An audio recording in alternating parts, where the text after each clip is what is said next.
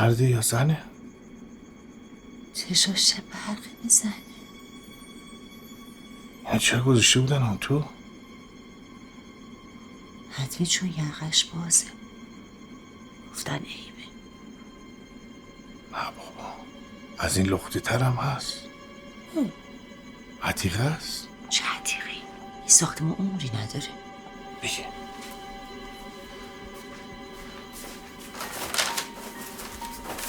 چیکار میکنی؟ نمیتونیم همینجوری باز جلو چه بقیه ببریم بیرون که. بیرون؟ یعنی فردا صبح ببریمش؟ آره اینم بد فکری نیست. این مال اینجاست. کجا ببریمش؟ میخوای دزدی کنی؟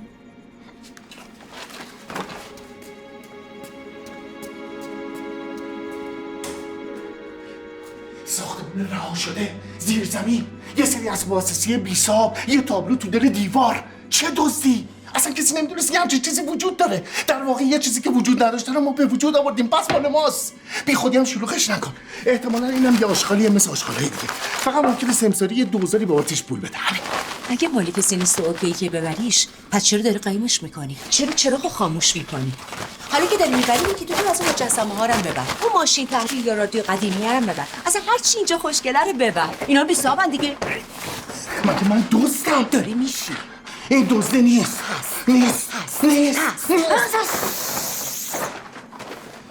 اینو داری میبری چون پشت قایم شده بود، چون احتمالا قیمتی ولی کسی ازش خبر نداره. نه بابا این آشغاله. چرا متوجه نیستی؟ کرده بودنش جملات تو دیوار. اصلا هرچی آشغال به درد نخور ملات، هرچی از مال من و تو نیست. پس مال کیه؟ بگو مال کیه؟ بگو مال کیه ببرن در خونه بهش تحویل بدم. بابا این مال یه پولداری بوده که افراد پول من نمیدونم مال کیه، ولی هرچی از مال من و تو نیست، مال عمومیه، مال همه است. باریکلا. اگه مال همه است مال ما هم هست. ما سهم خودمون رو برمی‌داریم، سهم بقیه رو می‌ندازیم صندوق صدقات برسه به دستشون. فقط چون ما پیداش کردیم سهم محاسبه بیشتره. ها اگه اینو از اینجا ببری بیرون از چشم میافتی.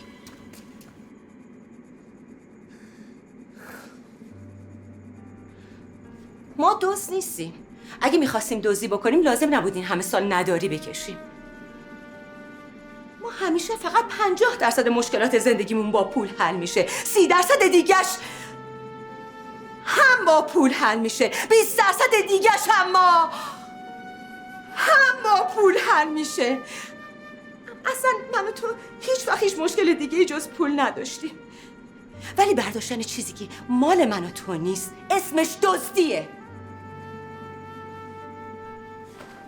ملی، هر دفعه شانس پولدار شدن به ما رو کرد تو یه شکی به دل ما انداختی، شدی ترمز لوکوموتیو پیشرفتمون. لگدایی که تو زندگی تو به بختمون زدی بروسلی به مادر دشمناش نزد. من اگه با تو ازدواج نکرده بودم چه بس الان چه جایگاه. منو نمیگرفتی همین سقف بالا سرت هم نداشتی. همین خونه خوبه سقفش رو سر داداشت خراب بشه؟ خوبه فردا بچه‌مون به دنیا بیاد یه سقف بالا سرش نباشه تو کوچه بزرگ بشه؟ ما بچه نداریم. بالاخره که میاد، بالاخره که تو مامان میشی من بابا میشم، بالاخره که گوگولی بکول. اصلا اگه تو الان یه اتاق داشتی من 10 تا بچه دیده بودم دور برت. با پول حروم به دنیا بیاد خدا میذاره ناقصش میکنه. ملی کدوم مال مردم خوری دیدی بچهش علیلی باشه؟ نیازمند و محتاج دوا و درمون باشه؟ خیلیا. والله آخرین مال مردم خوری که ما به خدا واگذارش کردیم الان بهترین جای کانادا داره اشغال میکنه. کی؟ من چه میدونم؟ همشون بهترین جاها زندگی میکنن، بهترین غذاها رو میخورن. اون وقت من تو رو ببین نصف شب تو زیر زمین وسط خاک و خل تشت و آفتابه فلان مفخور و به همون مال مردم خور. باشه اون از ما بهترونه که حروم میخورن هیچیشون نمیشه. ما بدبخت بیچاره حتی فکر حرومی روزی رو از سفرمون میبره، نزدیکمون رو ناقص میکنه، بیچارمون میکنه. این ظلمه که تیغ خدا واسه ثروتمندا کنده، ولی به ما بدبخت بیچاره‌ها که میرسه میشه قمه شعبول بیما میزنه وسط تو شقمون میکنه. پس نتیجه بگیریم خدا واسه بدبخت بیچاره‌ها زبونی تو واسه بگیر. بدبخت صبح تا شب هم جون میکنی هم شد میگه اینه وضعیتمون، وای به حالی که کفرم بگی. خب بابا حالا خدا مقدر بی جنبه نیست، ما یه زری زدیم شمشیر خدایا گو خوردم. خدایا گو نه کفر بگو نه ته شکر بخور. واسه ببینم ملی خانم، اگه این همون وعده خدا باشه چی؟ اگه این همون نعمتی باشه که ما همش میگفتیم یه دری گشوده بشه، یه راهی باز بشه تا به ما برسه چی؟ بعدا خدا نمیگه خاک تو سرتون کنم من به شما رو کردم ولی شما به من پشت کردین؟ خدا بی تربیت نیست تو زیر زمین پیام بفرسته. بخواد بفرسته تو کوهی، دشتی، بیابونی جایی میفرسته. مگه ما پیغمبریم؟ کوه و دشت و بیابون و غار کجا بود؟ واسه ما بدبخت بیچاره‌ها خدا همینجا پیغام میفرسته، تو زیر زمین، تو جوب، زیر پل، ته چاه. خیلی خوب، اصلا نخواستیم.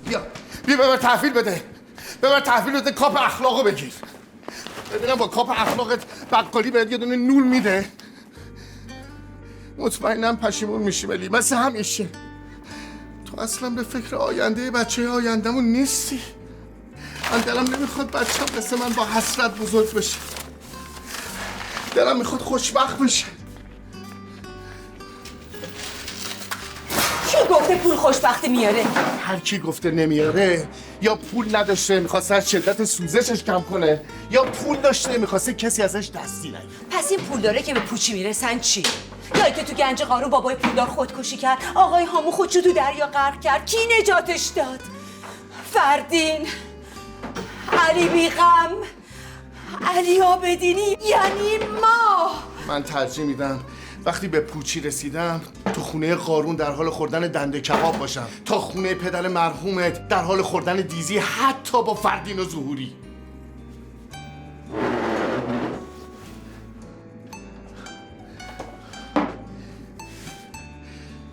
کمبود امکانات نذاشت استعداد من شکوفه باشه.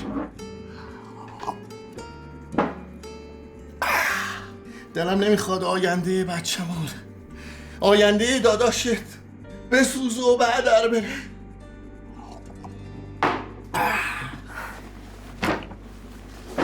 کی داری زنگ میزنی؟ داری زنگ میزنی پلیس؟ بده من. به کی داری زنگ میزنی؟ داری زنگ میزنی دوستای بابات؟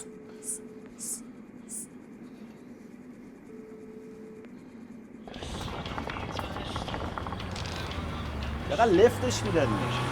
آره بابا کارشون تموم نمیشه بگیریم بخوابیم. کی؟ چراغتو خاموش کن. خاموش کن. کی؟ اه سرکار خانم رها فرزانه. همونطوری میگه یه در باش. برو درو. از صبح همه دارن دنبال شما میگن. حالا که ایسکی نیست تشریف آوردی. یه لنگه از گوشوارامو گم کرده بودم. خانم جودکی تو تمیزکاری انگار پیداش کرد. آقا صبحام میگفت هر چی بهتون زنگ زده در دسترس نبوده. بفرمایید. خونه مامانم آنتن نمیداد. همون بهتر، اگه میومدین اینجا گیر میافتادین. بفرمایید سفره بیریا. بفرمایید. یا کارباس بزن. نوشه جان کجا خانم جودکی؟ پایینن دیگه، نمی‌بینی چه وضعیتی واسمون درست کردن. کجا؟ من میرم گوشواراتونو میارم. نمیخواد خودم میرم بهشون یه خسته نباشیدم بگم. کمکی خواستیم ما اینجاییم. چه کمکی؟ بالاخره هممون محتاج کمک. من فقط محتاج پولم.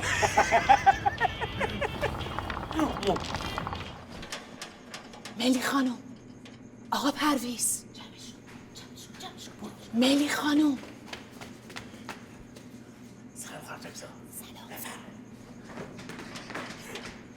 سلام عزیزم، کم پیدا بودی. دلمون تنگ شده بود. سلام ندیده بودیم. حال شما چطوره؟ هزار ماشاءالله. روز شبم نداری. روز به روز، شب به شب، هر روز خوشگل‌تر از دیروز. اینا همه از تاثیرات شوهر نکردن ها. حالا با شوهر بدی شدی؟ نه بالاخره از اینه که به هر حال زندگی اون شوهر آدمو شکسته میکنه. خیلی مثل من باشه پوست کنه با تحمل بالا، شوهرت هم خوب باشه خراب نشه به هم البته نریزه. شوهر خوبه ها، صبح به صبح یه تخم مرغ میده دست شب به شب یا آبی واسه بیاره. خیلی حال میکنه. آره ولی دم به تنه ندی یا حیف این هیکلش بچه میاری میترکی یا بچه‌ام که چاقوش دیگه بدتر. مانکن فریبرزمون آورد ترکی دستن. بچه چاق خیلی بده، فقط میخوره برای دامادم فقط دردسر. خواستگار اینا خبری هست؟ اگه خواستگار اومد حتما به من بگو، من آدم شناسی من حرف نزد. البته دیده بودیم این صبحان ولی آباده دور برات میپیشه ها، ولی خب از تو چیزی در نمیاد بگیرم نیست. الانم با یه اسم نامیه، مالی هم نیست. حالا خبری هست یا نه؟ چی؟ خواستگار دیگه؟ خواستگارت بگو. نه هیچ خبری خدا رو خواستگار نداری. خوب پیدا نمیشه، این جا پارک میمونه. اگرم پیدا شد زود برای نگی یا؟ آره بابا حداقل یه 2-3 سالی بود. هم قد تو بیشتر میدونه هم دیرتر از ریخت و هرکم میفتی. وگرنه من مثل تو بودم دیگه، همچی ترکیه و خوشکلا. حتی از این بهتر نبودم نه؟ خیلی بهتر. چیه؟ نه خیلی خانم تو باید میدیدیش اون موقع عکساشو ببین. قربونت برم. حالا خدا رو شکر خوب موندم. خب من خیلی بهش میرسم، خیلی حواسم بهش آره هست. ولی سخته، زندگی خیلی سخته، خیلی تکرار آره. 4 فصل تکرار. این آرایشگری شبا نبود من دلم پوسیده بود. شبا که مشتریان میرن خود به خودم میرسم همون مثل تو میشم. آرایشگریشو باید ببینین، کارش حرف نداره. باید برین اونجا یه مش پوست پیازی بکنین، یه خود رنگ و روتون برگرده. چیه بابا همش درس ولمون کن. آره البته باید زودتر بری یا مرخصی ساعتی بگیری تا برسی اونجا داداشم همه کار تو همون چاقه. آره همون کارهای اولیه میکنه تا من برسم. کارش خیلی خوبه اونم. پیج داره. بگو پیج. آره فریبرز بیوتی 1393. آره. یه لحظه نصف شبی منو کشوندین اینجا تبلیغ آرایشگاهتون.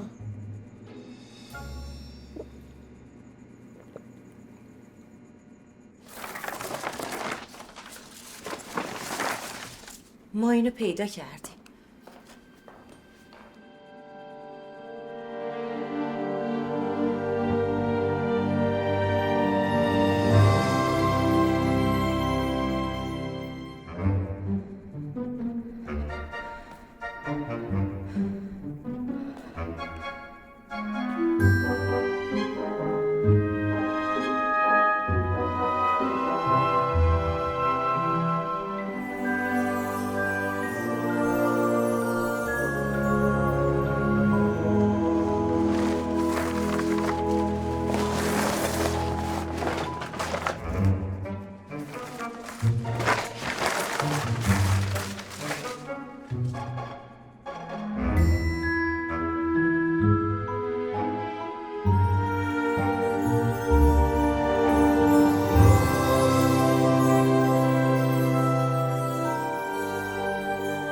قیمتیه؟ اگه حقیقی باشه بالای 100,000 تا. فریبرز با 2 تا فلافل تمومش میکنه. تازه از این فلافلیه که سلف هم نیست. اینا که به انباشی خودش فرم خیارشور تو آدم بیرون کثیفه، خیلی کثیفه. خیارشور تو آدم بیرون دلار 100,000 دلار.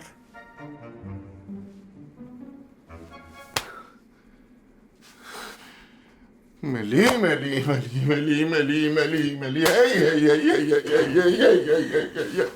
با تمام عشقی که به دارم چه ضربه ای به زندگیمون زدی ملی، عجب ضربه محکمی زدی ملی. بابام سوخت. اشکال نداره پرویز به شرافتت فکر کن.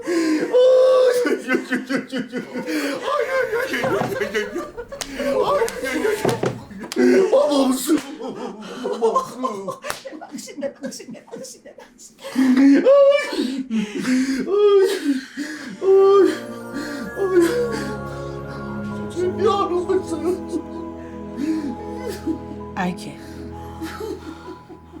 اگه حقیقی باشه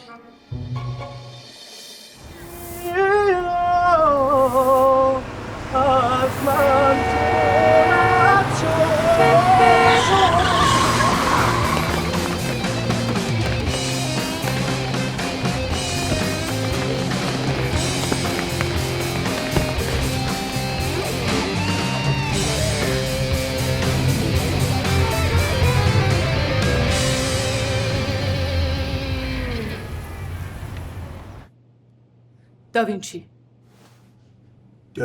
چی؟ داوینچی، لئوناردو داوینچی. اگه نقاشی حقیقی باشه تابلوی سالواتور موندی داوینچیه. یه وقت مال دوره منحوس نباشه گرفتار بشین. نه، داوینچی نقاش قرن 15. قرن 15 ایرادی نداره. اسم تابلو هست سالواتور موندی به معنی منجی جهان. نقاش بر اساس چهره مسیح کشیده توی چندین سال. به سفارش لویی 12 یا 13 پادشاه فرانسه. بعد از انقلاب فرانسه این نقاشی از موزه سلطنتی ناپدید میشه و به مدت 200 سال ازش خبری نیست. میگن ماه پشت ابر نمیمونه. چه کارا که با این نمیشه کرد. الان سوال اینه که این اینجا چی کار میکنی؟ ساختمون که قدمتی نداره. چه اهمیتی داره بابا جان؟ ما فقط باید ببینیم ردی هست که یعنی چطور به اینجا رسیده یا نه. البته یه موضوعاتی هست که میفرمودی. تابلو اواسط قرن 20 دوباره پیدا میشه و به قیمت کمی فروخته میشه. تا سال 2005 به عنوان یه اثر گمنام هنری توی حراجی‌ها دست به دست می‌شده. بالاخره 2 تا دلال آمریکایی توی نیویورک آمریکا همیشه پای این جهانخوار تابلو خار در میونه. از حراجی آنلاین $10,000 میخرنش. بعد از اون بود که میفهمن این تابلو چقدر ارزشمنده. خیلیا بهش میگفتن بزرگترین کشف قرن 21. میتونن عوامل نفوذیا یا جناح رقیب آورده باشنش اینجا؟ قطعا نه. این تابلو توی نگارخانه ملی لندن بوده تا 2013 که یه میلیاردر روس میخرتش. پس همینه دیگه، رسیده روسیه، اون هم هدیه دادن به ما. پیچیده شد. مطمئنم که جناح رقیب آورده گذاشتش اینجا تا ما رو بدنام کنه. چه بدنامی؟ که ما مثلا دستمون باهاشون توی کاسه است و من فکر میکنم اینو سریعتر معدومش کنیم یا تحویلش بدیم. چی میگی بابا جان؟ ما به گنج، یعنی گنجه. این چیزا گنجینن مگه نه؟ اگه اصل باشه بله. خب از کجا باید بفهمیم این اصله؟ تایید اصالت این تابلو هفته و وقت میخواد، اونم با تجهیزات و امکانات و یه گروه چند نفره و باید از متخصصین خارجی کمک بگیریم. میفرمودین روسه خرید بعد چی شد؟ میلیاردر روس این تابلو رو 2017 توی یه حراجی نیویورک $450 میلیون میفروشه. خدا! و سالواتور موندی گرونترین نقاشی تاریخ میشه. آقا این اصله. هیچ شکی هم توش نیست. از چیه؟ میگه فروختتش چند سال پیش. بابا این روسا همیشه پوز آمریکا رو به خاک میمالن. مطمئن باش به اونوی قلابیش انداختن. اینی که اینجاست اصله. حالا اونو کی خریدتش؟ محمد بن سلمان. بن سلمان؟ بن سلمان؟ الان توی موزه لوور ابوظبی نگهداری میشه. روسه از انگلیس میخرتش، بعد تو آمریکا میفروشتش به بن سلمان. اوضاع خیلی شطرنجیه. مثل همون که مجرما رو میگیرن. شطرنج قدرت. بهتر زیاد بازش نکنیم. اتفاقا ما به نظر کارشناسای خارجی برای تعیین اصالت تابلو نیاز داریم، چون هنوز خیلی شک دارن تابلویی که بن سلمان خرید اصل باشه. مطمئن باش سرکاریه. پس سر هر دوشون کلا رفته، هم آمریکاییه هم بن سلمان. بن سلمان؟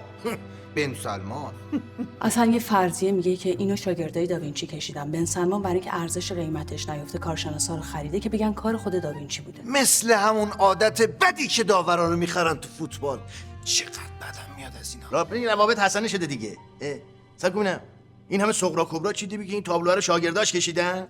روایتی که اصل این کار اوایل قرن 17 یا 18 میلادی از بین رفته. بعد از اون هر نسخه از این کار شاگردشه.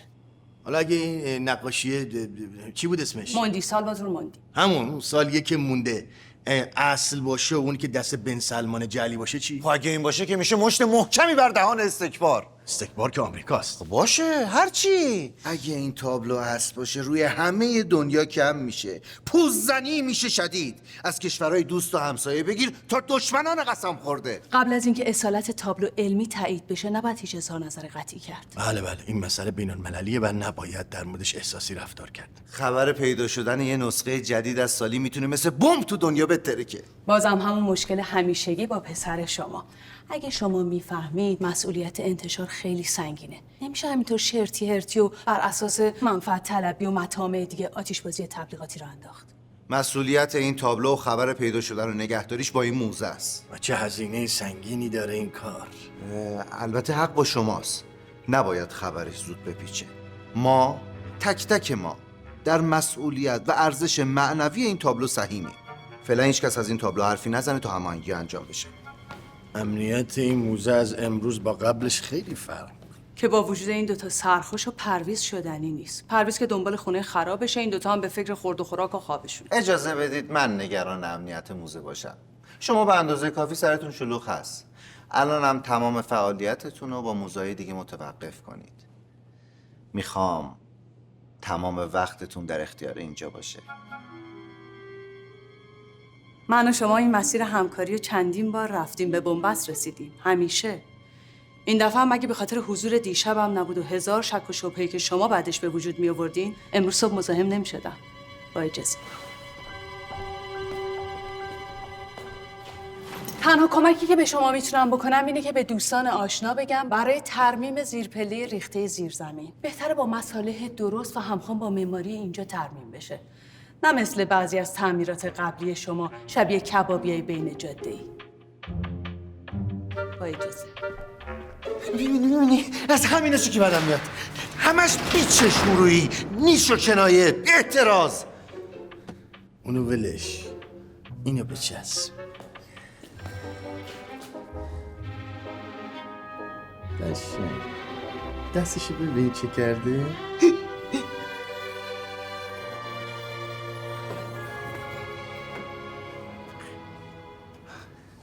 شیشم نداره. آی دکتر چی شد؟ خانم دکتر شاکی رفت. اون که شاکی نیست. خدا شاهده ما راضی نیستیم. میخواین اگه دردسر شده خدایی نکرده ما تابلو رو ببریم، بعد هر موقع که شما گفتین بیاریمش مفصل در موردش حرف بزنیم. تخم چشم. الله. نه میتونه همینجا بمونه. اشتباه کردیم. ما گفتیم نیست ما پیداش کردیم، شاید مسئولیتش با ما باشه ولی میتونه مسئولیتش با شما باشه. اصلا اشتباه کردیم. صاف کردیم. بله. باشه اینجا بمونه بهتره. مسئولیتش با شما باشه. خیلی بهتر.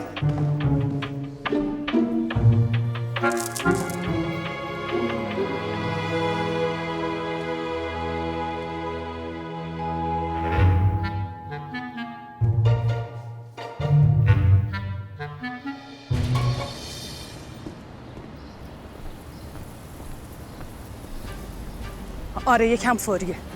ببخشید دیشب نصف شب مزاحم شدم. یه سری اطلاعات در مورد سازندگان موزه اطمینان میخوام. هر کی، مهندس، معمار، بنا. باشه من.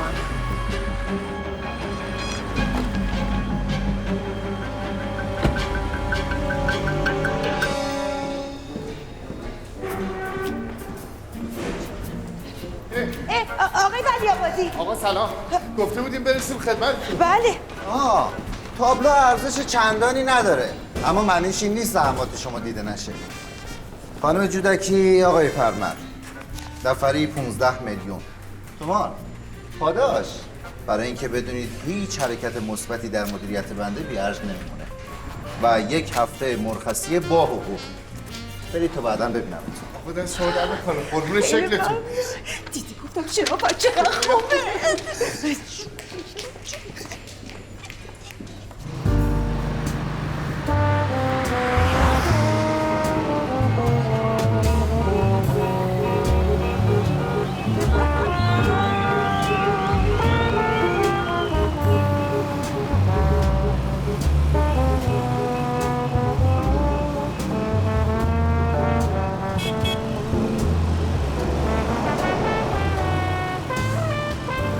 خاطر حسن انجام کار حتما حقوقمون میره بالاتر.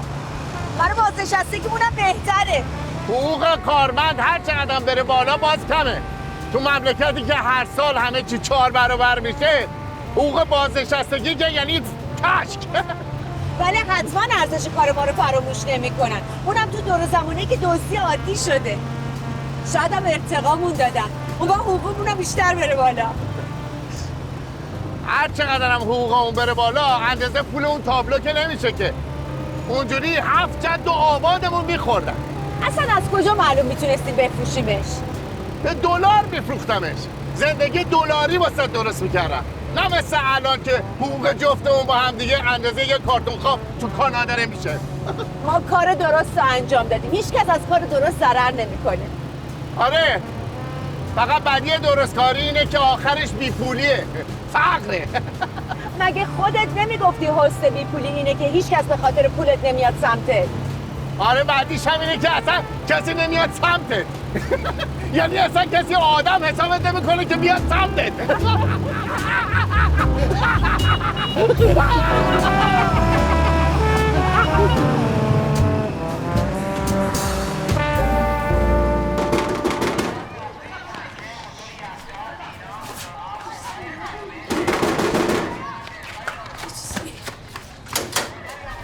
کجای کمال؟ یا الله بسه وقت درستم جامل نامحرم کردی. آقا محرم من دیگه، من باید نگران بفرمایید. بفرمایید. بفرمایید. بفرمایید اگه کارشون خوب باشه میخوام بدم همون دست بگیرم از این سنگ مشکی ها کنم، از این آینه هم بزنم مثلا که پشتش چراغ داره. تازه قولم به بابات یادم نرفته، اگه بشه میخوام بگم یه جگوزی هم بزن. پرویز خان قبل داغان کنه برو پر کار خواهیه 11 میلیون هزینه فقط بیه سر پول هست، بهترین مسئله رو بزن. تازه شاید واسه بالا هم بگم یه جگوزی بزنی. سنگ تمام داد این برو ولی کلا پاداش گرفتی برسه به پاش میکنی. این سهم تو هم حساب کردم. معلومه قربونت برم مال هر جفتمونه. یالا ای بابا باز این نونی پیدا شد. دیدم کارگر داری نون تازه برات آخ دست درد نکنه. بابا تمام یخچال واسه نون جای تخم مرغ هم نداری. براتون میذارم. تو اصلا برای ما بفرست. دست شما درد نکنه. کیه؟ چرا جواب نمیدی؟ تو چه؟ اینجا. رها فرزانه است. ای بابا باز دوباره فهمیدیم ما یه پاداش گرفتیم میخواد کار واسمون بترشه. بفرسته بریم زیر زمینه دیگرم بگردیم، تابلو پیدا کنیم، خودچینی کنه بده دست رئیس. یالا ای بابا بسه. لحظه که گره بیام که از خونه چه کنم. خیلی خب اومدم کاخ سعدآباد که نی اومدم دیگه. برو یه دوتا نیمرو بزنم الان. برو ببینم چی میگی اوستا؟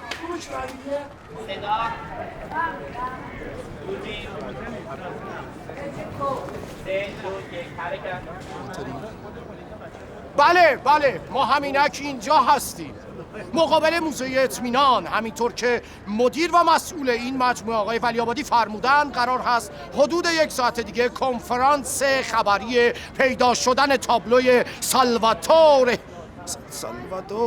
سالواتور مونتی یکی از آثار لئوناردو داوینچی در واقع برگزار بشه. ما اینجا هستیم و به محض آغاز از کجا شروع کنیم؟ ما همینک در مقابل موزه اطمینان هستیم. همونطور که مدیر مجموعه جناب آقای ولی‌آبادی فرمودن.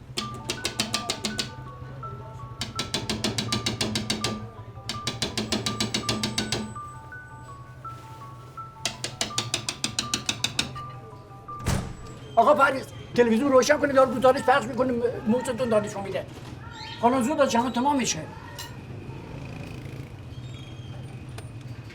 ما اینجا هستیم و به محض آغاز مراسم افتتاحیه آقا پرویز بیا در موزه نشون میده. امروز این ساعت چشم غرب و آقا پرویز بیا داره موزتون رو نشون میده. موزه اطمینان و تهران قرار هستش که کنفرانس خبری پیدا شدن تابلوی سالواتور ماندی و یکی از تابلوهای معروف نقاش معروف لئوناردو داوینچی حدود 1 ساعت دیگه برگزار بشه. به محض آغاز مراسم شما را از ریز اطلاعات با خبر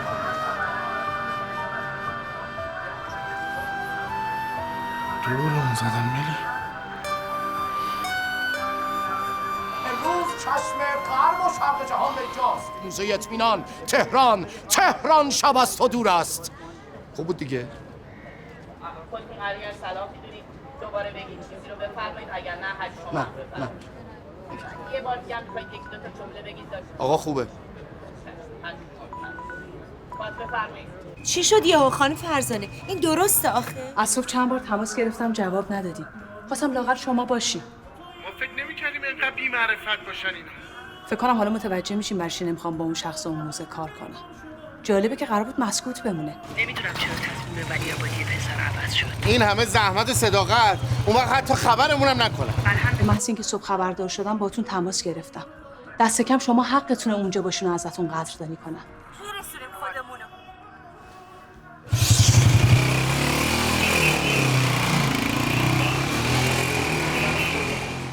آی دکتر باورتون نمیشه ما رفته بودیم تو زیر زمین اصلا برای کار دیگه ای یهو دیوار ما رو صدا میکنه زدیم توی تق به دیوار دیدیم پشتش خالیه آروم داداشم با این تیز زد تو دیوار دیوار ریخت. خیلی خوش آمدید جناب دکتر.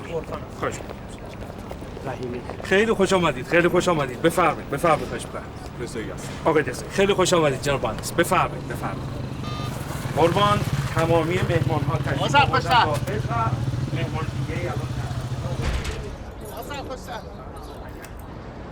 مرتب خودتو مرتب کن. آقا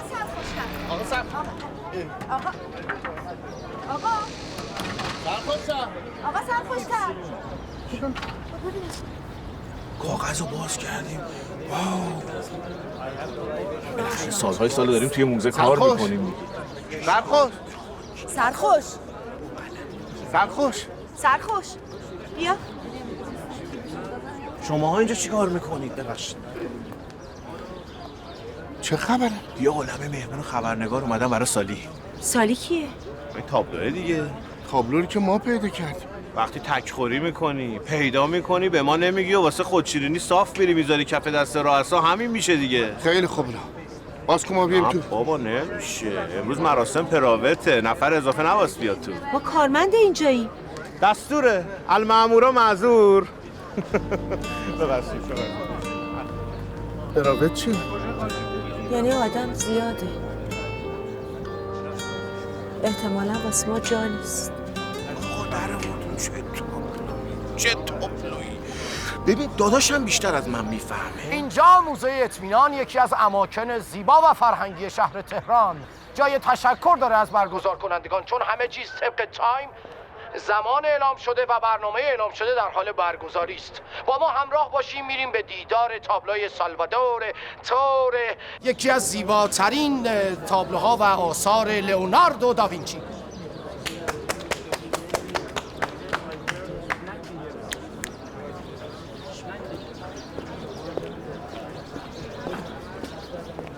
بالاخره داخل آماده شد. هماهنگه. شد. معطوفی مثلا 1 ساعت و نیمه. این صندلی رو همه رو ببرین داخل. چشم. مطبوبین عزیز لطفاً بفرمایید داخل سالن. الو. هر زدم. بله دیگه، بالاخره مراسم داره شروع میشه. یعنی با من مصاحبه میکنم؟ سخنرانی هماهنگ شده. سهرام طراحی شده. بله. چشم.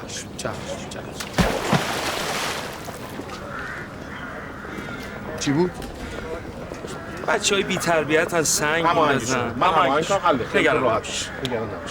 بله بفرمایید. بفرم. شما بفرمایید. نه بفرمایید. بفرمایید. بریم. مداوین گرامی خیلی خوش آمد. بفرمایید. بفرمایید. افتخار و حماسه‌ای دیگر برای سرزمین عزیزمون، کشف یکی از سابقه‌های نقاشی نفیس که سالها مفقود بود، اما امروز و اینجا به گنجینه هنر این مرزبون اضافه شد. میشنوی؟ میگی مدیر با درایت پیدا کرد. مرسی که فرق بین آفتاب و اثر هنری رو نمیفهمه.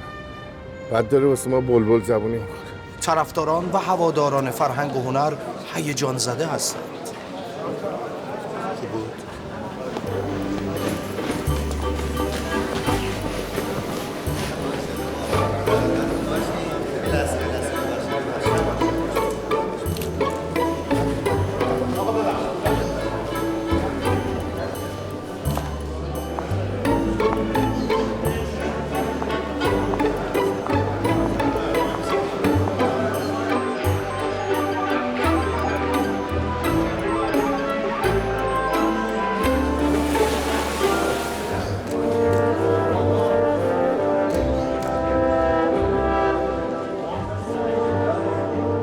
بله، تا لحظاتی دیگر کنفرانس خبری دکتر ولی‌آبادی آغاز خواهد شد. اما اینجا هستیم تا شما را از ریز این اتفاقات مطلع کنیم.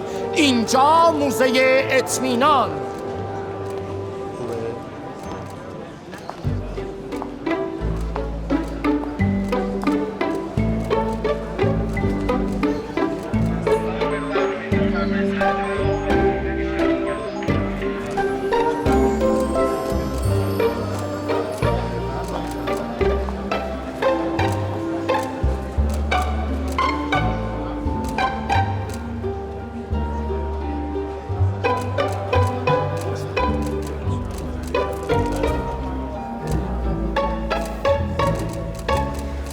خانم‌ها و آقایان، خیلی خوش آمدید. خیلی خوشحالیم که امروز میزبان شما عزیزان، بزرگواران، مدیران عالی رتبه و اهالی فرهنگ و رسانه هستیم که به اتفاق هم خبر مهمی رو به گوش اهالی فرهنگ و تمدن دنیا برسونیم. بنده از روز اول مدیریتم در این موزه به دنبال حرکتی اساسی بودم تا خدمتی در خور مردم شریف و صبور این مرز و بوم کرده باشم. در همین راستا و طی تحقیقاتم و کمک‌های پدر عزیزم سرنخ‌هایی از ورود و سپس مفقودی یکی از شاهکارهای تاریخ نقاشی به ایران پیدا کردم. این شد که با تشکیل یک کارگروه حرفه‌ای و کمک کارشناسان زبده و تحقیقات بیشتر به این نتیجه رسیدم که گویا سرنوشت بنده رو به ساختمانی هدایت کرده که آخرین پازل معمای این تابلوی ارزشمند بوده. در حالی که بیشتر دوستان اعتقاد داشتند تلاش‌های ما به نتیجه نخواهد رسید، اما بنده اعتقاد داشتم که با ممارست و خلوص نیت قطعاً به نتیجه خواهیم رسید. این شد که شروع کردیم به جستجوی این ساختمان و با پیگیری و تلاش‌های شبانه روزی. بابا ول کن دیگه. وقتی اینقدر به همت میریزه چی وایسادی نگاه میکنی؟ وقتی باهات چی کاری ندارن، اینکه تو بازیشون راحت نمیدن باعث نمیشه به خیال چی؟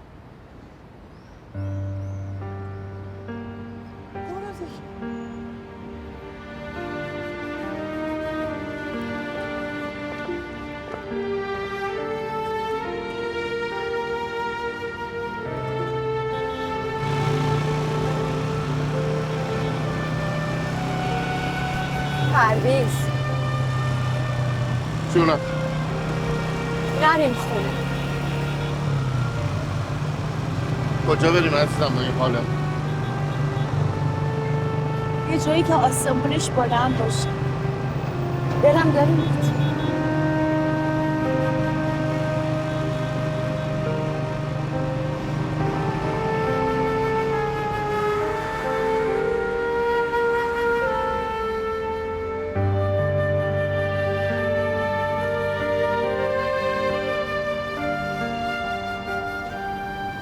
اگه برگردیم به قبل دیگه نمیگم تابلو رو بهشون بدیم. ببخشید. فدای سرت عزیزم، اشکال نداره. تابلو رو پس میگیریم. نه اینکه برش داریم. چی گفتی؟ گفتم تابلو رو پس میگیریم. تابلومون رو پس میگیریم. مگه مایتابه قرض داده که میخوای پس بگیری؟ ما قرض ندادیم، ما دادیم، وا دادیم. ما چیزی رو که میتونست مال ما باشه با سادگی، خوشبینی، با اعتماد و اطمینان به کسایی که فکر میکردیم درستن واگذار کردیم. ما اون شب میتونستیم اون نقاشی رو توی کیسه زباله بذاریم و از موزه خارج کنیم، هیچ کس هم نفهمه. بعدش هم از ایران خارج کنیم و بعدم خودمون خارج بشیم و یه عمر خودم و خودتو نسل در نسل یه گوشه ای از دنیا بدونیم که چشممون به آفتابه و تشت طلای فلان سلطان و به همان حاکم بیفته سر کنیم و به ریش همه کسایی که از صبح تا شب زیر آفتاب خیابون تا ظل کبیر ماهون دارن عرق میریزن بخندیم و خنکی بخوریم و ادای دلتنگا رو در بیاریم.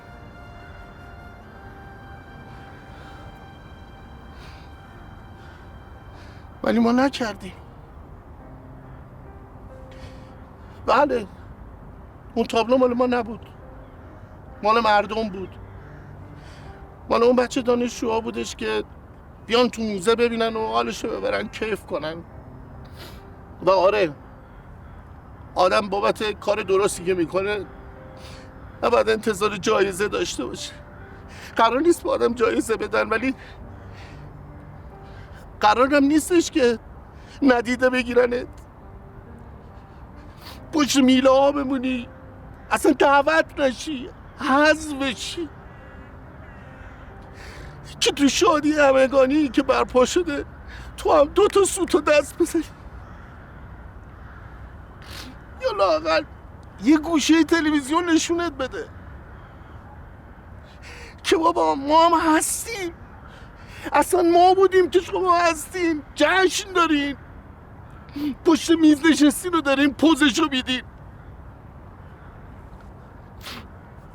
ولی همیشه همینه، همیشه ما تا موقعی هستیم که اون یارو آدم نادونه پشت میزش بشینه و وقتی هم که نشست دیگه ما میمونیم و پشت میله ها و یه عالم حسرت که از سر تا پامون داره میباره.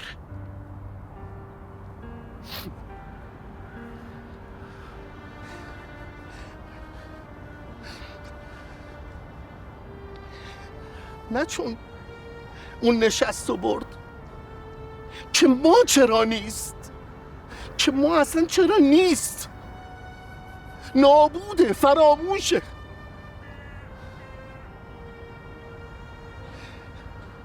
ولی نمیشه که همیشه همینجوری بمونه. بالاخره یه روزی اون آدم نیسته، نابوده، فراموشه، میگه نه داداش هستم، اینجوری هم نیست، هستم.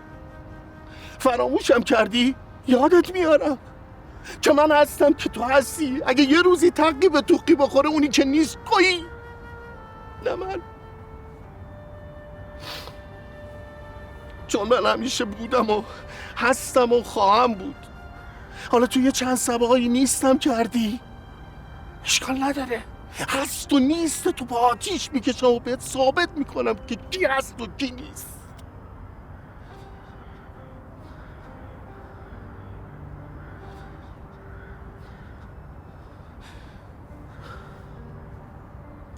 هستن یا نیستن، مسئله این است. حالا تو بگو، هستی یا نیستی؟